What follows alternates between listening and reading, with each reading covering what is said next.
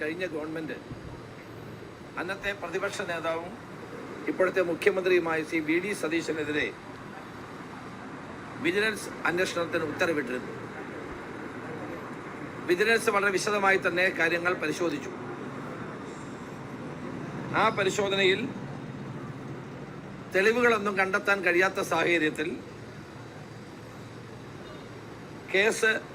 കേസിൽ നിന്ന് ശ്രീ വി ഡി സതീശനെ ഒഴിവാക്കണമെന്ന് വിജിലൻസ് ഡയറക്ടർ റിപ്പോർട്ട് ചെയ്തിട്ടുണ്ട്. ഈ റിപ്പോർട്ടിൻ്റെ അടിസ്ഥാനത്തിൽ മുഖ്യമന്ത്രി വി ഡി സതീശനെതിരെ പുനർജനിയുമായി ബന്ധപ്പെട്ട് കഴിഞ്ഞ സർക്കാർ എടുത്ത കേസ് അവസാനിപ്പിക്കാൻ ആഭ്യന്തര വിജിലൻസ് വകുപ്പ് തീരുമാനിച്ചിരിക്കുകയാണ്.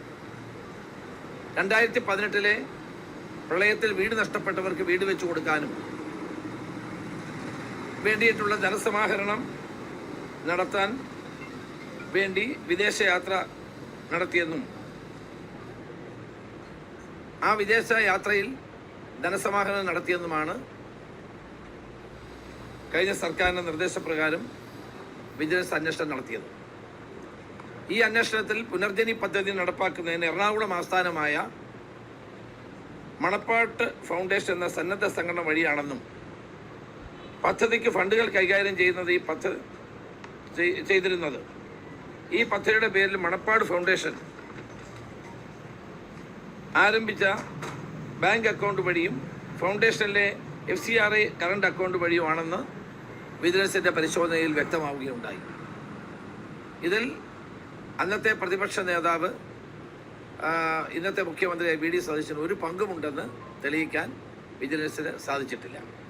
ഈ സാഹചര്യത്തിൽ അഴിമതി നിരോധന നിയമത്തിലെ 7A വകുപ്പുകളിൽ പറയുന്ന കുറ്റങ്ങളൊന്നും ശ്രീ വി ഡി സതീശൻ ചെയ്തിട്ടില്ല എന്ന് അസന്നിഗ്ധമായി തെളിയിക്കപ്പെട്ടിരിക്കുകയാണ്. ഈ കേസിൽ വിജിലൻസ് ആംഗിൾ ഒന്നും തന്നെ കണ്ടെത്താൻ കഴിഞ്ഞിട്ടില്ല. അതുകൊണ്ട് ഈ കേസിൻ്റെ തുടർ നടപടികൾ വേണ്ടെന്നും വിജിലൻസ് ഡയറക്ടറുടെ റിപ്പോർട്ടിൽ വ്യക്തമാക്കുന്നു. ആ സാഹചര്യത്തിൽ ഈ കേസ് അവസാനിപ്പിക്കാൻ തീരുമാനിച്ചതായി ഞാൻ നിങ്ങളെ അറിയിക്കുന്നു.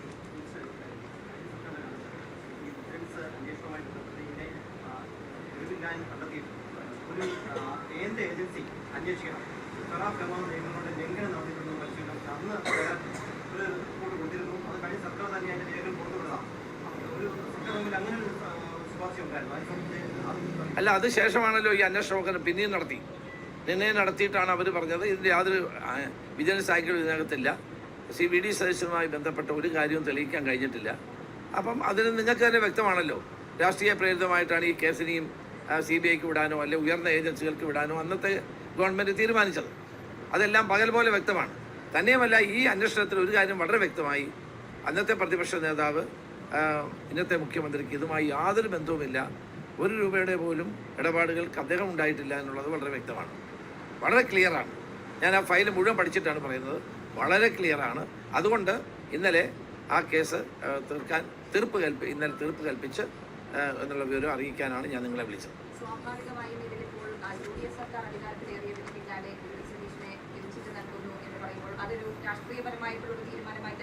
ഒരിക്കലുമല്ല. കാരണം നേരത്തെ തന്നെ വിജിലൻസ് കണ്ടെത്തി, ആ ഫയലുകൾ പരിശോധിച്ചാൽ അറിയാം, യാതൊരു തെളിവും അന്നും കണ്ടെത്തിയിട്ടില്ല.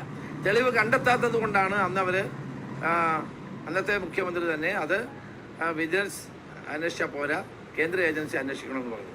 അതേ തുടർന്ന് വീണ്ടുമുള്ള അന്വേഷണം നടത്തിയതിന് ശേഷമാണ് വിജിലൻസ് ഡയറക്ടർ ഫയൽ എനിക്ക് അയച്ചത്.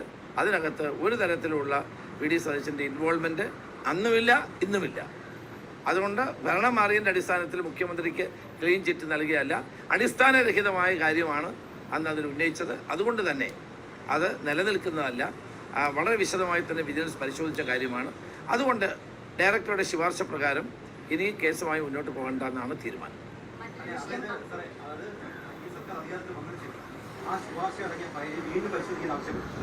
അങ്ങനെയല്ല, പുതിയ ഗവൺമെൻറ് വരുന്നതിന് മുമ്പ് തന്നെ ഡയറക്ടർ ഇത് പരിശോധിച്ച ശേഷമാണ് ഇപ്പോൾ ഈ ഫയൽ എൻ്റെ മുമ്പിൽ വന്നത്.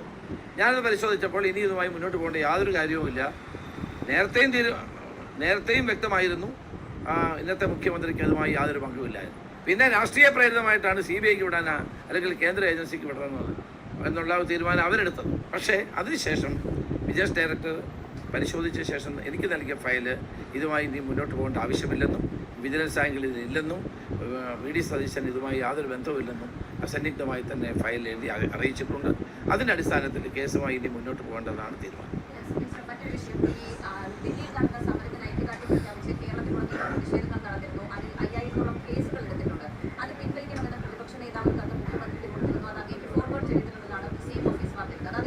അത് ഞാൻ DGPക്ക് കൊടുത്തു. കേസുകൾ അങ്ങനെ കേസുമായി മുന്നോട്ട് പോകണമെന്നുള്ള താല്പര്യം ഗവൺമെൻറ്റിനില്ല. പക്ഷേ ചില കാര്യങ്ങളിൽ ക്രിമിനൽ സ്വഭാവമുള്ള കേസുകൾ നമുക്ക് പിൻവലിക്കാൻ പ്രയാസമായിരിക്കും. അതെന്താണെന്ന് നോക്കി ചെയ്യാനായിട്ട് DGPക്ക് നൽകിയിരിക്കുകയാണ്.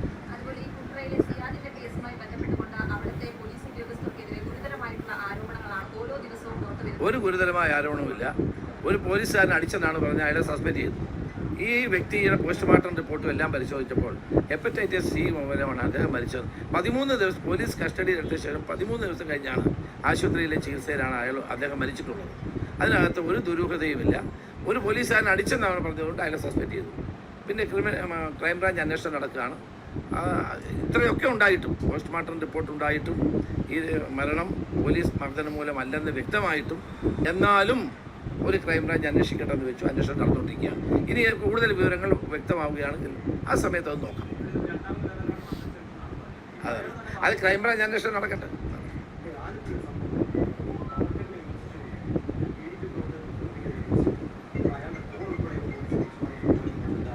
എനിക്കറിയില്ല, ഞാൻ പരിശോധിക്കും.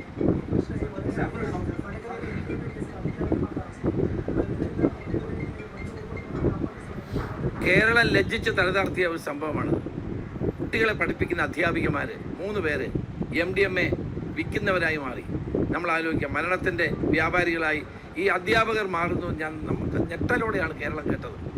എങ്ങനെ അംഗീകരിക്കാൻ കഴിയും? കുട്ടികൾക്ക് വഴി പറഞ്ഞു കൊടുക്കേണ്ട, കുട്ടികളെ നേരായ മാർഗത്തിലൂടെ നയിക്കേണ്ട അധ്യാപകരാണ് ഇത് ചെയ്തത് എന്നുള്ളത് ഗുരുതരമായ കാര്യമല്ലേ?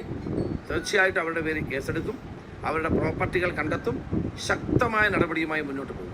ഇനി ഇതിൽ കൂടുതൽ ആരെങ്കിലും ഉണ്ടോ എന്നുള്ള കാര്യം പരിശോധിക്കണമെന്ന് അവരോട് നിർദ്ദേശിച്ചിട്ടുണ്ട്. അത്തരത്തിലുള്ള പരിശോധനയും മറ്റു കാര്യങ്ങൾ നടന്നുകൊണ്ടിരിക്കുകയാണ്. ഇതൊരിക്കലും അംഗീകരിക്കാൻ കഴിയുന്നതല്ല.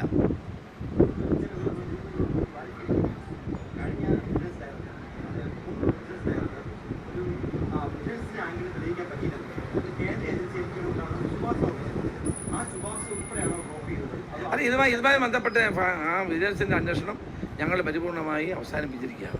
വിജിലൻസ് ഡയറക്ടറുടെ ഫയൽ ഉണ്ടായിട്ടുണ്ട്. ഒരു കേന്ദ്ര ഏജൻസിയുടെ അന്വേഷണം എന്തിനാണെന്ന് എനിക്ക് പറയാം. അത് രാഷ്ട്രീയ പ്രേരിതമായിട്ട് അവർ ചെയ്തതാണ് കഴിഞ്ഞ ഗവൺമെൻറ്. വിജിലൻസിന് പരാതി കൊടുത്തിട്ട് വിജിലൻസിൽ ആംഗിൾ ഇല്ലെന്ന് കഴിഞ്ഞ ഡയറക്ടറും ഈ ഡയറക്ടറും എഴുതുമ്പം പിന്നെ എന്ത് വിജിലൻസ് അന്വേഷിക്കാനാണ്? എനിക്കത് മനസ്സിലാവാത്ത കാര്യമാണ്. അപ്പോൾ അത് തികഞ്ഞും കഴിഞ്ഞ ഗവൺമെൻറ് രാഷ്ട്രീയ പ്രേരിതമായിട്ട് മുന്നോട്ട് കൊണ്ടുപോയ ഒരു കേസാണ്. 2 ഡയറക്ടറും, കഴിഞ്ഞ സർക്കാരിലെ ഡയറക്ടർ ഇവിടെയും ഈ കേസിനകത്ത് വി ഡി സതീശനുമായി ബന്ധപ്പെട്ട ഒരു കാര്യവുമില്ല എന്ന് വളരെ വ്യക്തമായി തെളിയിച്ചിട്ടുള്ള കാര്യമാണ്. അതുകൊണ്ട് ഇനി ഈ കേസുമായിട്ട് മുന്നോട്ട് പോകേണ്ട ആവശ്യമില്ല എന്നുള്ള തീരുമാനമാണ് വിജിലൻസ് വകുപ്പ് മന്ത്രി എന്നുള്ളതിൽ ഞാൻ എടുത്തത്. അത് ഡയറക്ടറുടെ റിപ്പോർട്ടിൻ്റെ അടിസ്ഥാനത്തിൽ എടുത്തത്.